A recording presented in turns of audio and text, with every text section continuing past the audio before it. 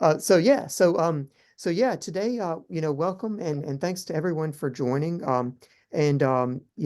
Today we're gonna have an interesting program, but I'm just gonna cover a little bit of general information first. Thanks to everyone for their participation. And if you have any ideas for speakers or more collaborations, there's going to be more to come on that. I think we'll have a planning session in about 4 weeks so we can plan more.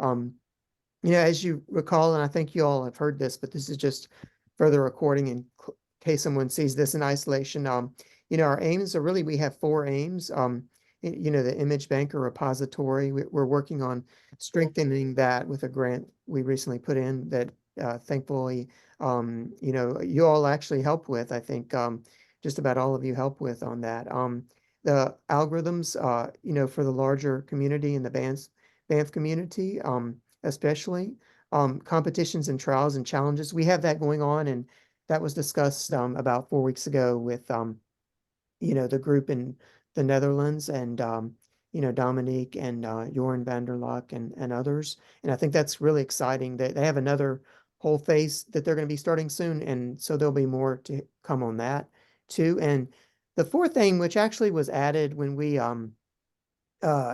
actually were providing our Banff working group update, was rethinking the innovation timeline. And that actually includes these things. And this was actually proposed mainly by Kim Solez, so he's going to talk today more about that. But they include things like xenotransplantation, which is really catching on.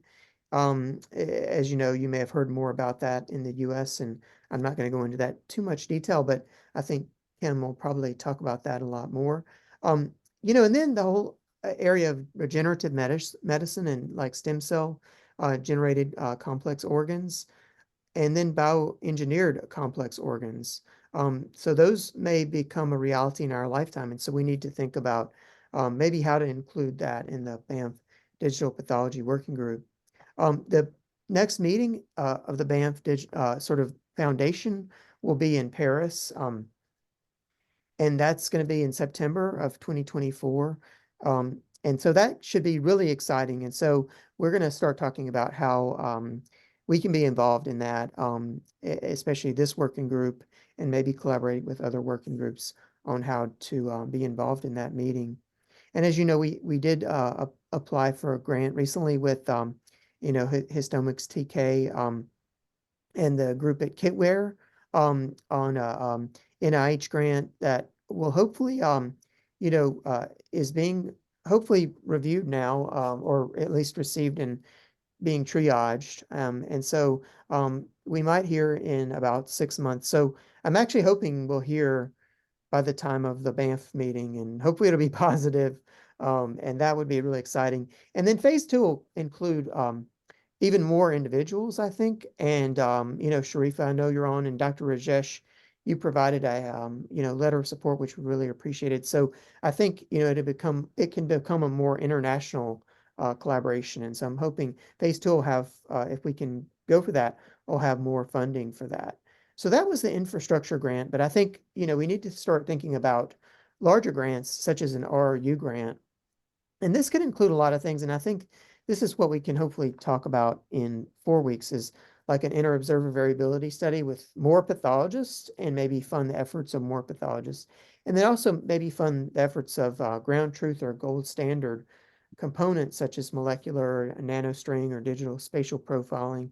Novel microscopy like Richard Levinson does, which would be really exciting. And then maybe even I was thinking that we might need to think about, and we can talk about this more later. I don't want to take too much of Kim's time, but a basic science component, such as people had said several things about, analyzing the biopsies for the actual amount of fibrosis or collagen that's in, the biopsies, for example. And but that would involve like a basic science collaborator, which I have some that I could, reach out to. And also, I was thinking clinical component too. Maybe we should start thinking about that. If we're going to do a large grant, I know this is thinking big, but like maybe having some clinicians involved. I think of clinicians like, Martin Nasons, who Thibault was going to present today, but he couldn't present. But his group in Belgium, but also people in the U.S. who've been really involved. Roz Mannon, for example, or in Australia, Brian Nankerville, maybe reaching out to people like them and including them in a grant to possibly even have some clinical component where we could have blood or serum to accompany biopsies, and that could be really. But I know that's thinking big, but maybe we can think about that in 4 weeks, which is on March the 14th. In 2 weeks, we'll have a really exciting talk from Daniel Yu. They have an amazing recent paper on virtual biopsies. I put a reference in the announcement today. So he's going to talk about that in 2 weeks, and I really look forward to that. And then in 6 weeks is actually the week of the USCAP meeting. So we're going to not have a meeting that week. But then in early April, we really look forward to Sharifa. She's on today, so I look forward to your talk, and feel free, it's informal, whatever you feel like doing for that. I really, it was really exciting. I admire the work of your group. So I really look forward to that.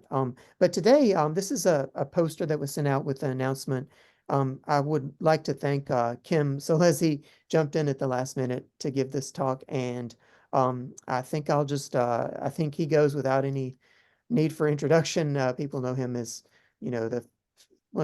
essentially the founder of the Banff Foundation and that system. And so, and he comes to us from Alberta, Canada. So I'll turn it over to him. Thank you so much. Okay, great. So I thought I would start talking about the really big picture and the general side of things rather than the very specific side. So you've seen this list of the 24 big challenges before, and you wonder where that came from. Well, the Banff classification involved creating consensus worldwide, and that involved really from the very beginning being at the cutting edge of technology, of communication, and gave me a natural interest in AI. So when AI studies came to prominence, we began thinking about whether we could come up with an all-inclusive list of where AI could help us. And here, xenotransplantation is just one of these 24. But even more important than that is the question of what Sam Altman's up to and what open AI is planning. And I think that there's one thing that's becoming clear there. First of all, there are new things this week, of course, that ChatGPT and also Google Gemini have memory this week. If you go in and enter stuff this week, they will remember all the details or the details that you want them to, and be able to then work from that memory point in the future, which was not widely available as a feature before. But some of the specific features that Sam Altman talked about in November and December 2023, he actually has been talking less about. Not that they're not true, but that his advisors were telling him, if you keep talking about all this new stuff, every country is going to gear up to regulate us, and they're not going to be very good at it. It's going to be a big problem, that this unfocused regulation of AI. So that's when he began talking about GPT-5 and also artificial general intelligence as a nothing burger. And what he says that means is when they come, there'll be a few days of excitement, and then human lives will go back to normal. So that's the idea that he's currently disseminating. But my idea, which I've been promoting very much, that it speeds up the innovation timeline, and we made this an additional aim then for this group, is still true. And that it gives you accurate prediction of the future for the first time ever. Any of you have ever tried to predict the future know how hard it is. But why would it be easier with GPT-5? That would be because now a lot of the innovation is directly due to computer activity rather than human activity. And that is easier for computers to predict. So that's why we will be able to predict the future better. And scientific progress will increase very much. And this then changes a lot of the things that I've talked about in the past.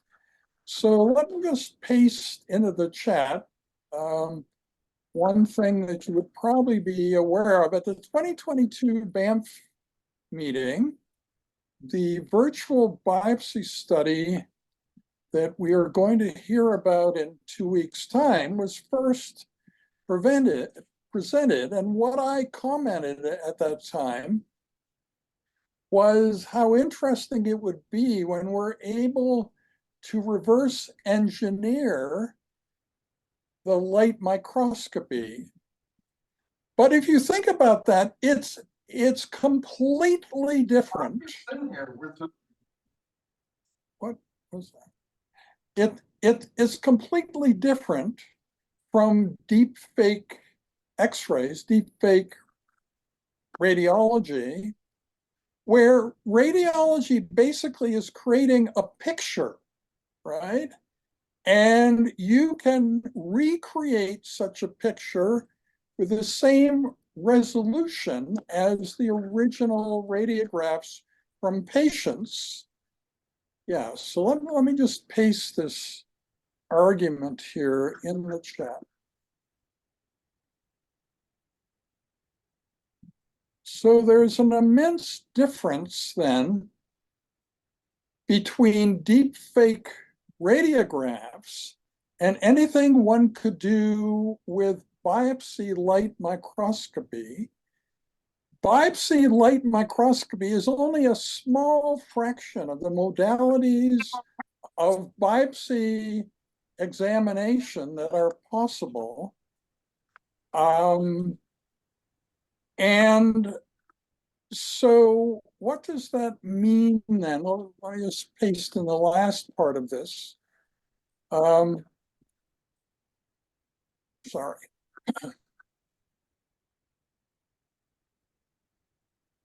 So this is the reason why when we have this work on the virtual biopsy presented in 2 weeks' time, that paper did not include deepfake biopsies, and that's because there is nothing in biopsy pathology comparable to deepfake radiology, because with biopsies, they're kind of a living, breathing part of the patient. They are a biological construct, and you can apply all sorts of things, light microscopy, IF, EM, special stains, mass spectroscopy, microarray, gene chip, nanostring studies, laser capture, micro-dissection, on and on, right? So computers will never be capable of creating something like that that's capable of being examined with so many different modalities. And so that's why deepfake histology, which would be a very small fraction of what you could do with a biopsy, was not considered in the discussion of the virtual biopsy paper. So really, if you think about the um, name of this working group, radiology can be replicated exactly. X-rays can be replicated exactly by computers in a way that pathology never could. So when we think of digital pathology, a lot of things we do that can't be digitized, that computers are not capable of doing, whereas in radiology, you can do everything. Okay, the next thing I want to do then is to start showing you what I presented at the Controversies Conference. Now, this is conceptually a little bit complex in that this presentation, which was not discussed at the Controversies Conference, but simply presented there, is something that we agreed to leave out of the white paper and the formal products coming out of the Controversies Conference on ethics in xenotransplantation. But we still need to know the background. And part of that background is how rapidly we expect scientific progress to advance. And as I say in this presentation then, that means that things we thought we could not do in our lifetime, we now can do in our lifetime with the help of AI. So let me see how I can.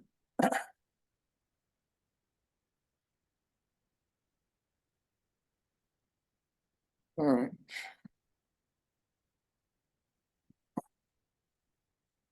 There we go. Okay, so I've had a long-term interest in societal success and human cooperation.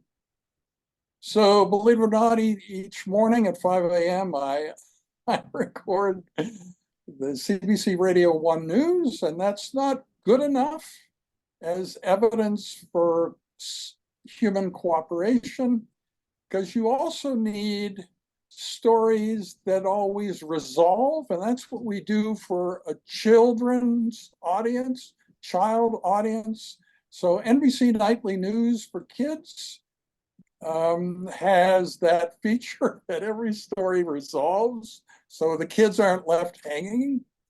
Yeah, and the idea here would be that AI can help enable in the future an equitable Star Trek-like future. This is what I presented in an AI seminar here, August 5th, 2022. And if you look at my history of leading the Banff Foundation for Allograft Pathology, I pushed tissue engineering pathology, stem cell generated complex organs, as a logical future of transplant pathology starting in 2011. But I very much ignored xenotransplantation. I knew the joke that xenotransplant is always right around the corner and assumed it was not actually happening for a long time. Now it looks like xenotransplantation is likely coming soon. But I think with this sped up innovation timeline, AI will also enable tissue engineering pathology to exist within our lifetime, as well as the pathology of bioartificial complex organs. And that's what our poster at the cutting edge of transplantation deals with. And eventually the two could be combined. Could have a decellularized pig organ, scaffolds recellularized with human cells to create a functioning organ useful clinically. AI can help us overcome the problems of getting the right cells in the right places, creating the long loops of Henle in the medullary osmotic gradient.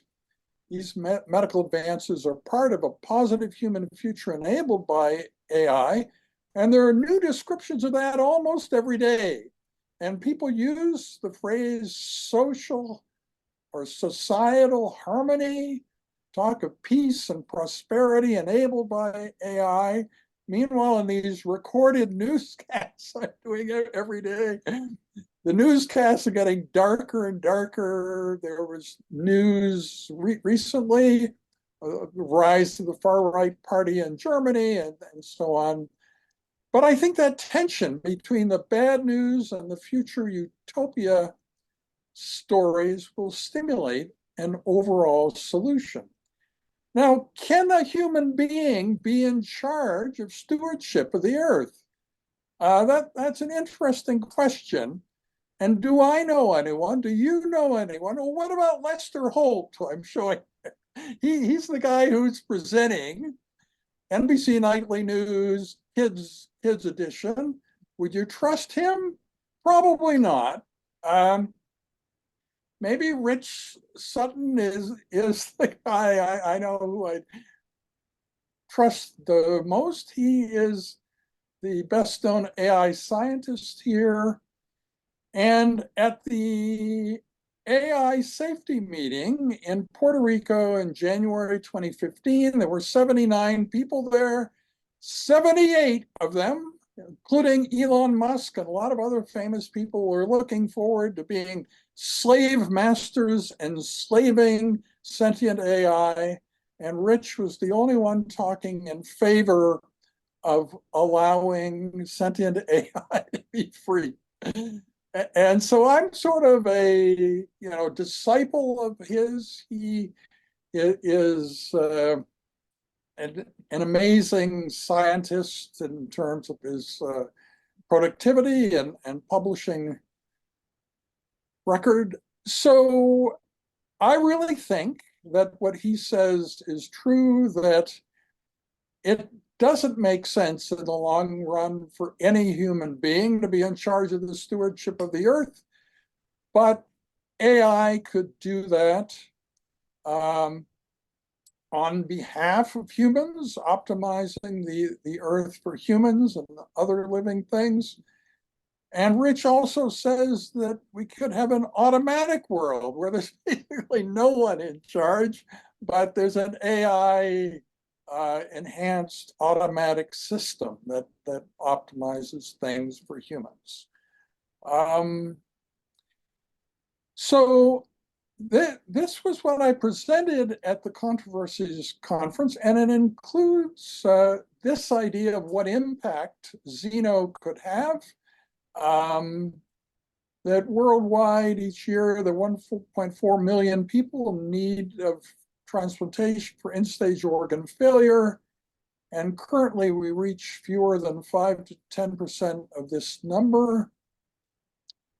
So AI could enable 3 types of resources: bioartificial organs, regenerative medicine, and xenotransplantation, which can save the remaining 90 to 95%, over 1 million souls saved annually. So that would be pretty impressive. So it's interesting how wrong we were then. At ATC in 2022, I chaired a session where we talked about the future, and I was so proud that we came up with the idea that we had these problems that I'm just going to skip ahead to those slides, that we would never solve in our lifetime. And that this includes the long loop of Henle and the medullary osmotic gradient. So, whereas now I think one can confidently say that probably xenotransplantation will come first, but in the long run, that we will be able to solve the problem of getting the right cells in the right places. and also the problem of the long loops of Henle and the medullary osmotic gradient that is depicted here. Yeah, so in our original location, we had mule deer poking their heads in the meeting rooms, and now soon we'll have pig organs in the operating room, so we've come a long way. Okay, so that was the presentation that I gave at the Controversies Conference. Any urgent questions on that? I'm now going to present to you the poster for SIAT. So just go in and change to that.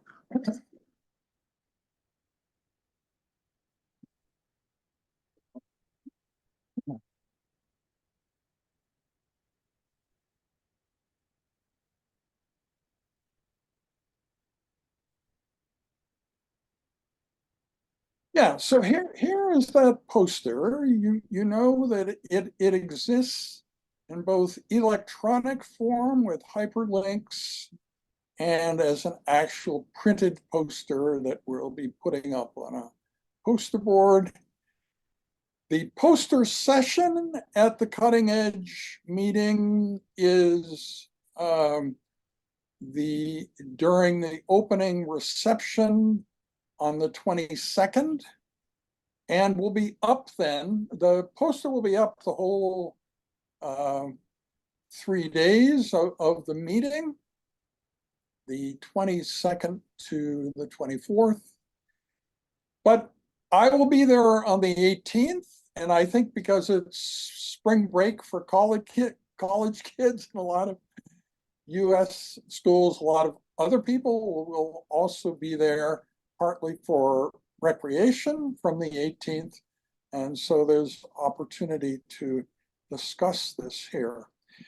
So this poster is rather ambitious. It talks about a lot of different things. It talks about the modeling for xenotransplantation. What should our model be?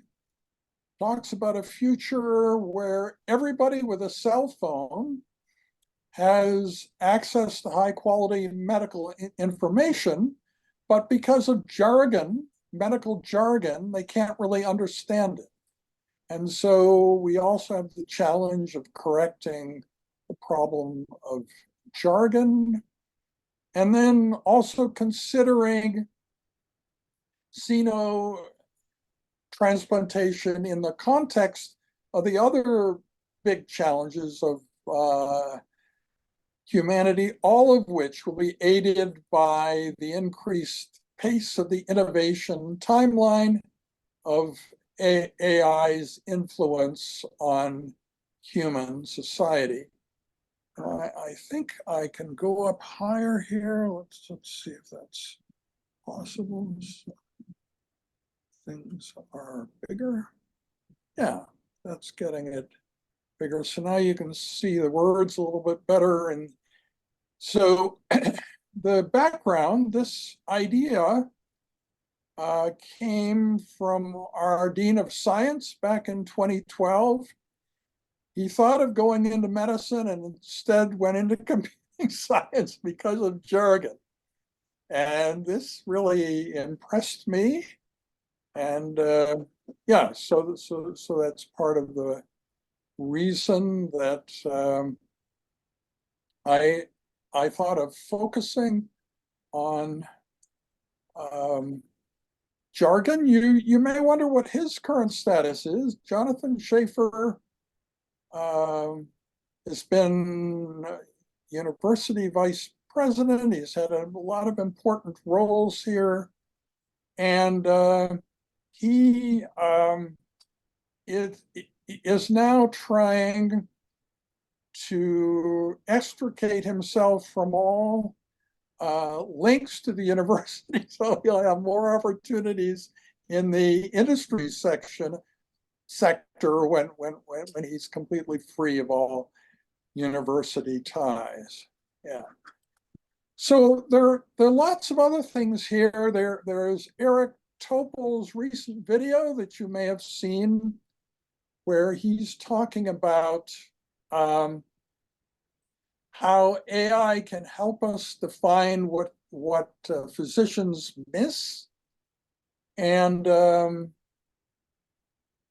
so that's probably as broken up for you as it is for me. Yeah, I think, let me stop sharing for a moment.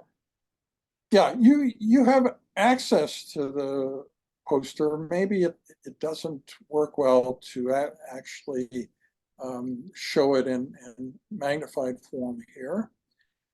But so one of the many themes there is how we could reduce jargon.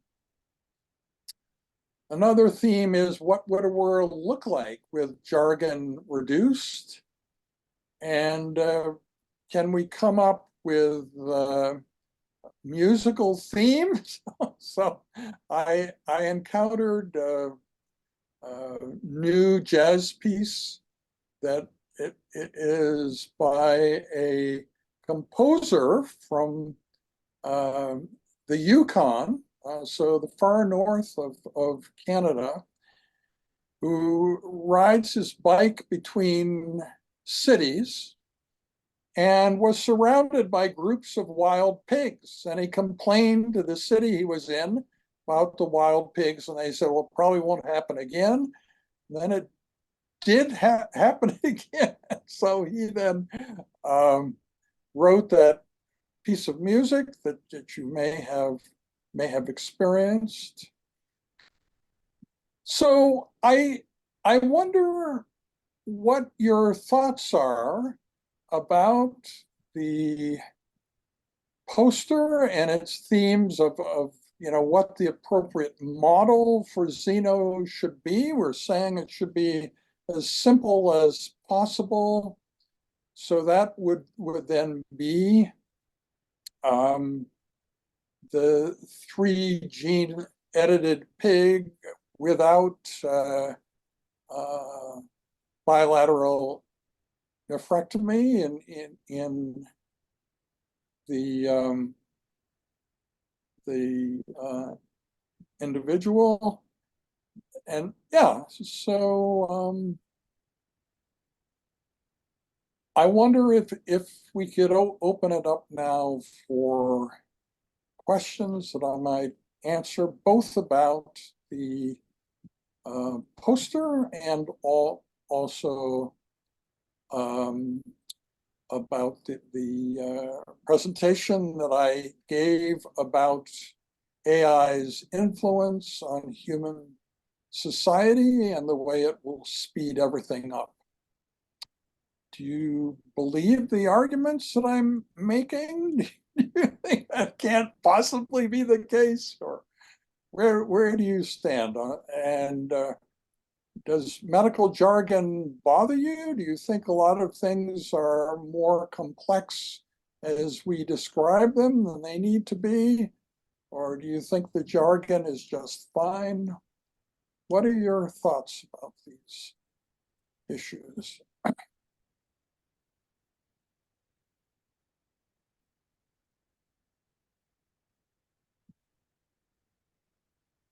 Well, thanks a lot for those comments. If I can start it off, and if anybody else has anything, but I was trying to think about jargon, and like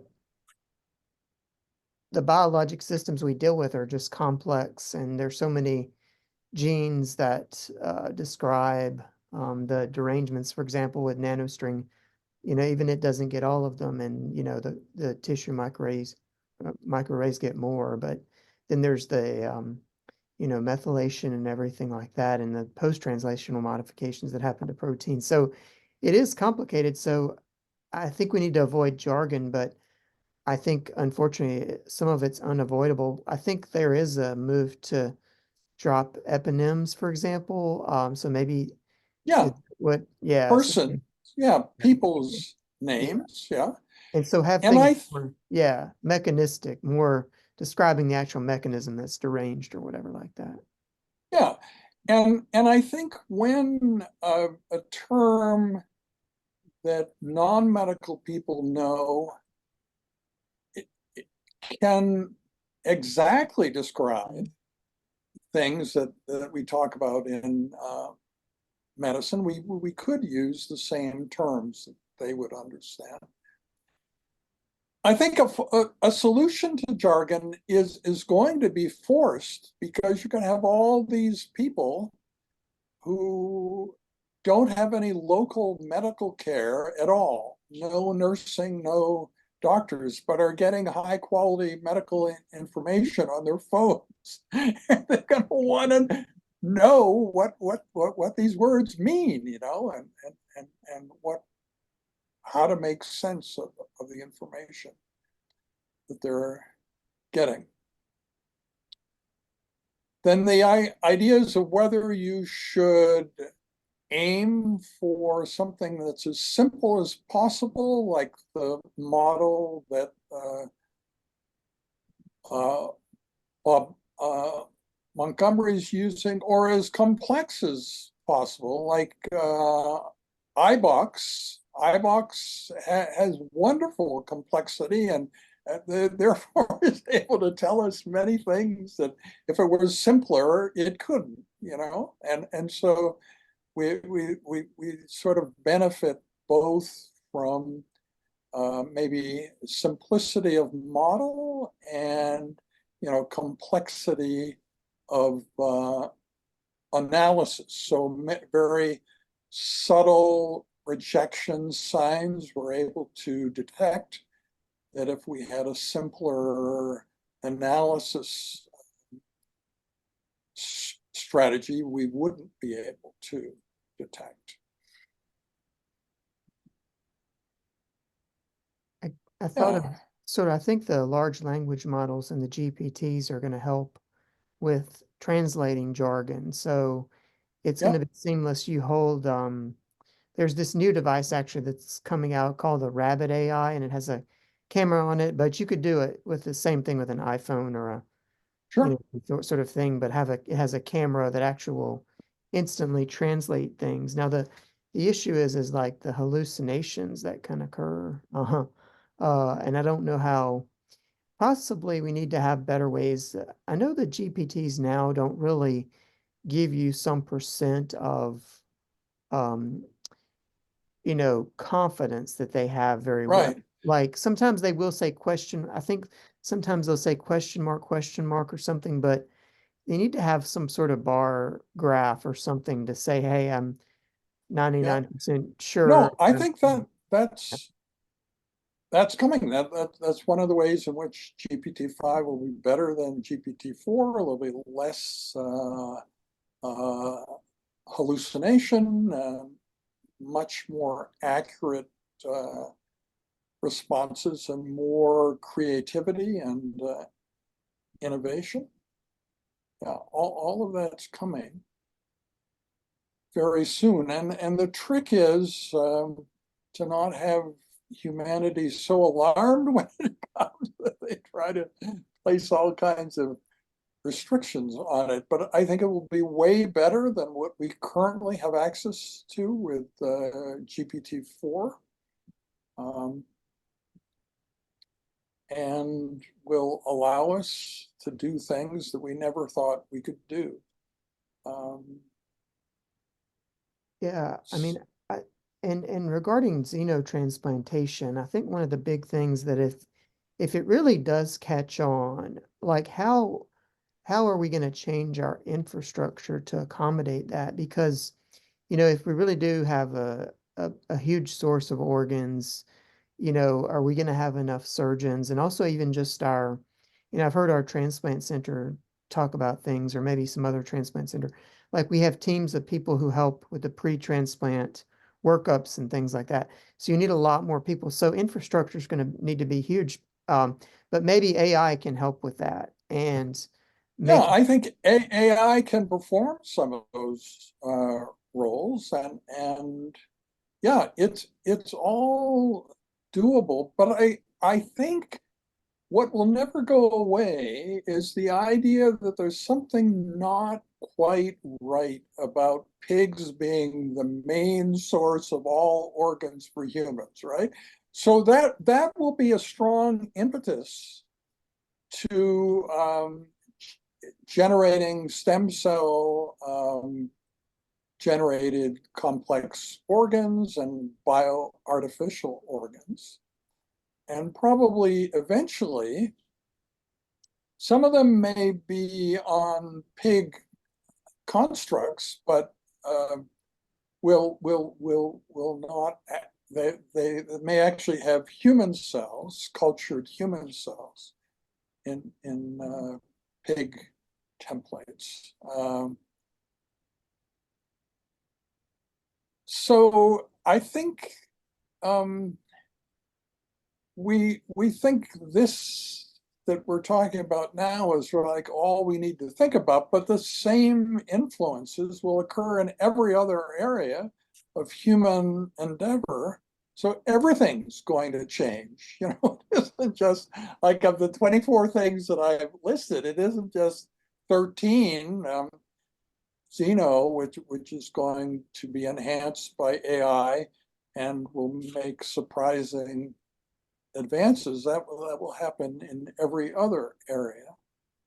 Even those where it's not that we don't know how to do it, it's a failure of will, right? So some of those things, like systemic racism, for instance, it probably isn't true that we don't know how to fix it, but we lack the will, right? So AI can even help us with that problem. So it's not always a matter of coming up with ideas we wouldn't have had, but actually figuring out how to move all these things forward. And in a sense, climate change too. We already know how to fix it. We just lack the will. And there are many ways to fix it.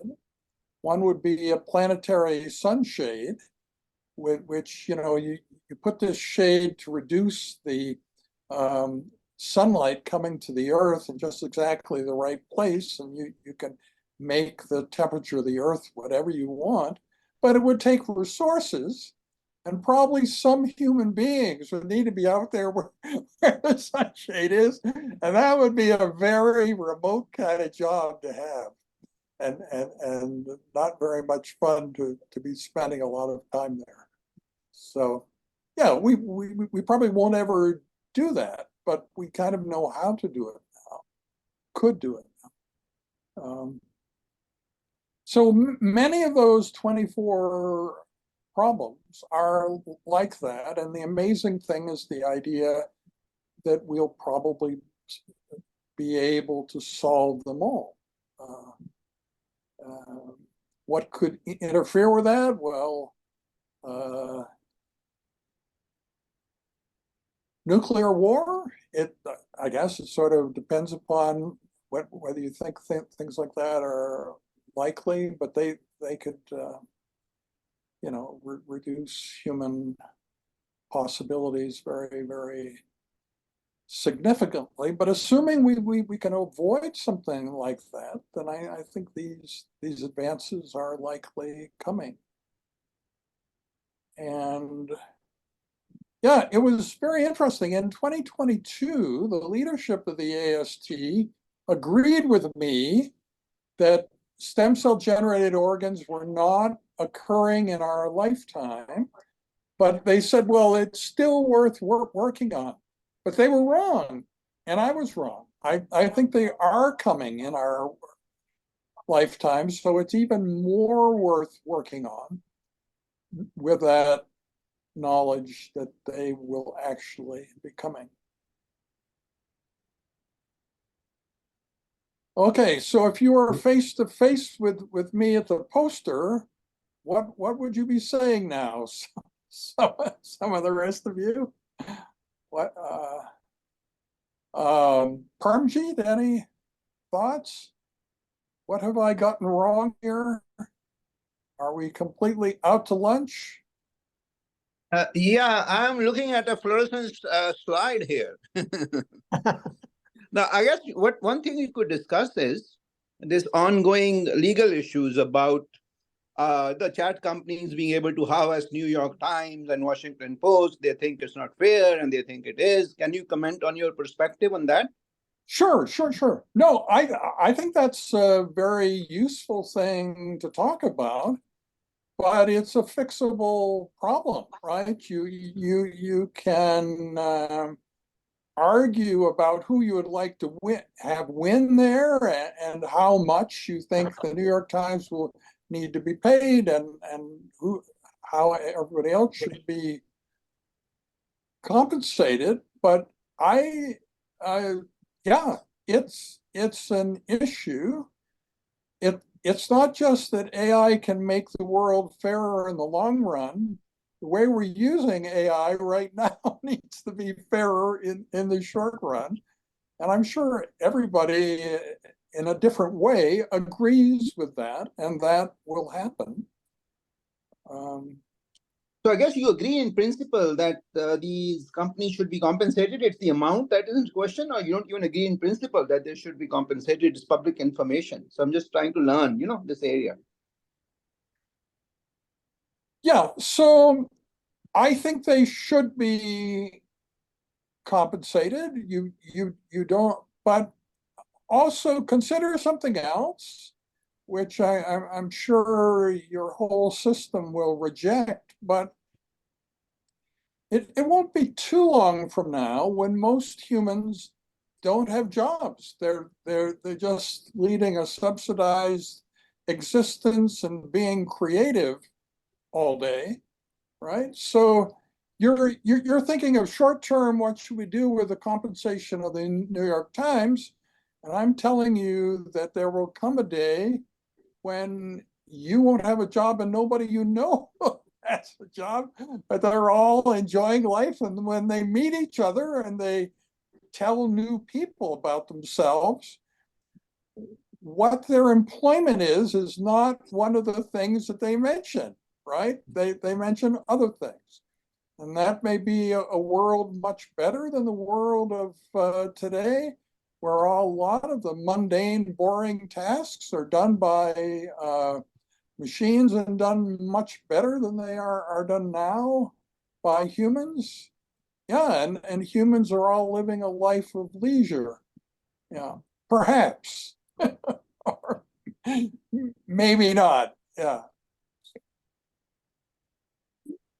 Yeah, I have. Okay. Yeah, I just wanted to thank you. It was a stimulating talk. So I'm going to leave now because you said I'm going to be out of a job.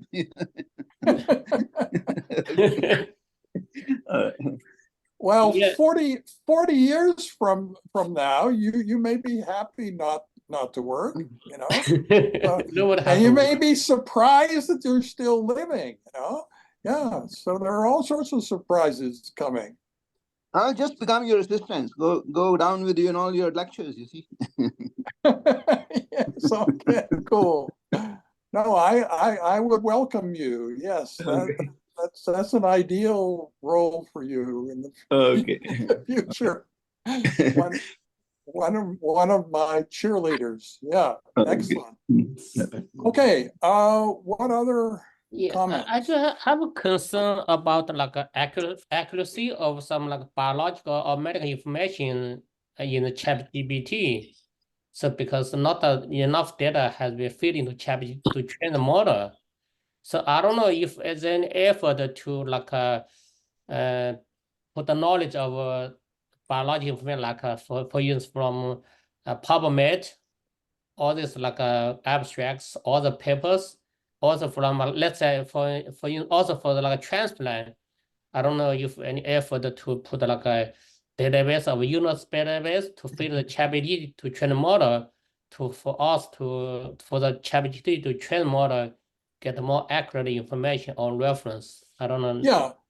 So don't you think it's the same as the medical Wikipedia problem, which was easily solved? And now when you talk to medical students, you don't tell them, well, don't believe anything you see there, but 10 years ago, there was a huge problem with the inaccuracy of the medical Wikipedia pages, and people realized this is in everybody's interest to fix, and it is largely fixed. So I think if you just take that medical Wikipedia accuracy model then, and expand it then greatly to Chat GPT and say we need the same thing to be true there. We don't want first and second year medical students to be getting misinformation. That makes it hard for them to learn. So we want to do whatever it takes to make sure that the information they have access to is accurate. Yeah. And also your like application of AI in xenotransplant is very interesting, also very challenging. I don't know. Yeah, it's very challenging. It goes how to it has a history in art and so on, going back thousands of years. The idea of transplanting organs from different species. Yeah, it's an idea that's been around for a long time, conceptually. Yeah, and in human, so we did some like analysis to see even like even mismatch of non-HLA regions can also contribute to like a bad transplant outcomes for the like a genomic discrepancy between like a pig and a human, even like a big. So I don't know, maybe AI maybe can help us. What's the biggest like genetic difference between mouse and human? Not mouse, no, like a pig and human. Maybe we can try to modify the genes to decrease, to like reduce the distance. Maybe Yes. One of the funniest or most disturbing, I can't figure which, thing that ever happened to me was when I talked to the president of the Pig Farmers Association of Alberta. And boy, he was one frightened dude. He didn't want any physicians going to any pig farms. And he described how we would have to remove all our clothes and be showered and leave the clothes behind and then put on new ones in order to enter the pig facility. And I knew that was just scaremongering. That there's no way that their pigs live in such a clean, environment that you would need that. But it was really funny and a memorable, experience that I will never forget. So, I have a feeling that in the long run, pigs will benefit from this because we will realize we owe them a lot. And somebody will figure out what's the appropriate way to pay that debt, right? I mean, maybe it's just a sort of metaphorical thing that there'll be some well-known monument to all that we owe to pigs. Yeah, who knows what will come? But you can see that sort of naturally playing out, I think. And in the long run, like it will be historical. We'll then look back at those monuments to what we owe to pigs and realize that by that time, say 100 years, 150 years from now, we're no longer using pigs as the major source because we're much better at creating them from human stem cells and other sources. Yeah, so that's what I see happening in the long run. So the pig to human transplant is a bridge, but it may be a bridge for a long time. We don't know how long the period of time might be. Yeah. So I think that's probably the best way to look at it. So what about my ideas that deep fake biopsies are not really possible? You can't recreate, because a biopsy is not just a picture. It's much more than a picture. It's flesh and blood and yeah, all sorts of stuff, right? And I listed all the ways I could think of that you can analyze biopsies, but it's only a partial list, right? Even now, there are more things that you can do, and that list will get longer and longer. Whereas X-rays are only pictures, right? I mean, Yeah. I think it's also depends on how accuracy of the AI technology, right? If AI is telling it's X 100%, basically you can regenerate like a virtual biopsy. But if there's not accuracy is not high, yes, like yes, and there's one thing. Let me just get it here. When I was talking about the fact that computers can't create life, and so life is what we're dealing with. So if you look at *Sapiens* by Yuval Noah Harari, so that this is for younger people, and so young adults and other adults, right? And in the beginning, there's a timeline of history. And for the future, it says intelligent design becomes the basic principle of life, first non-organic life forms. So that means that I'm wrong, that you need to be biological to be alive in that world. There'll be a kind of action that non-biological entities can take that seem to be alive to us, that simulate living close enough that we think they are alive too. And then my argument that computers can't create life is not quite true anymore. Yeah. So both, as you say, that if computers know everything, then they will know how to create and also life. can predict. Yeah, can Yeah, predict. Can predict. Mhm. Yeah. Mhm. No, it's an exciting world to think about. And I think that tension, which you can find every day, if you ever encounter the news, a lot of young people never watch the news, and famous people never watch the news. So most celebrities haven't watched the news for years, and same with young people.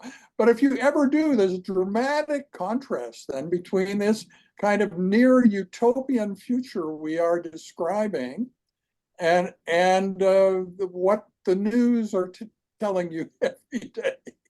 So, and that's not something that we can't take action on, right? We can try to help with that, to shift the activities in the world away from strife and war and dishonesty toward more honorable pursuits. Yeah, so that's a good thing to focus on. Okay, so it's past the hour. My goodness, I had no idea. Carried on for so long. Thanks.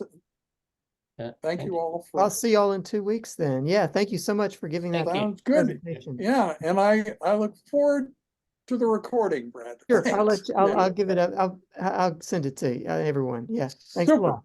Okay, Take care. thanks. Thanks a lot. Yeah. Take care.